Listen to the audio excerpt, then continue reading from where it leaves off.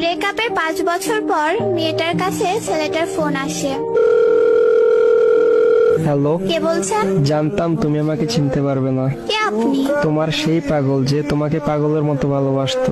ও আপনি তো ফোন দিছেন কেন? আমি ফোন রাখলাম। একটু দাঁড়াও প্লিজ, একটু কথা বলবো। আমি অপরিচিত কারোর সাথে কথা বলি না। একটা সময় তো অনেক পরিচিত ভাবতে আমাকে। কালকে তোমার বিয়ে, তাই না? শুনেছেন যখন, তাহলে আবার বলছেন কেন? তোমার মুখ থেকে শুনতে চাই। ঠিকই শুনছেন, কালকে আমার বিয়ে। কি বলবেন বলেন। তোমার সাথে যেদিন শেষ কথা হয় সেদিন একটা কথা বলেছিলাম, মনে আছে? কি কথা? এটাও মনে নেই?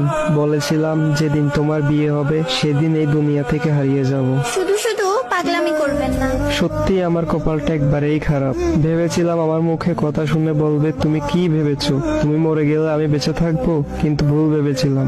তুমি তো আমাকে ভালোই বাসনি কোনোদিন। জানো, আমি একবারে একা হয়ে গেছি, বাসা থেকে চলে এসেছি।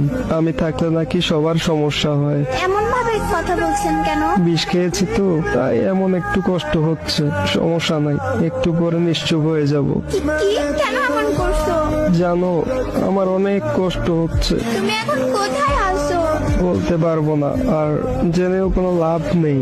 আমাকে বাঁচাতে পারবে না। মৃত্যুর আগে একটু কথা বলবো তোমার সাথে, শুনবে? বলো কোথায় আছো? ওই এত কান্না করছো কেন? একটুও কান্না করবে না, জানো।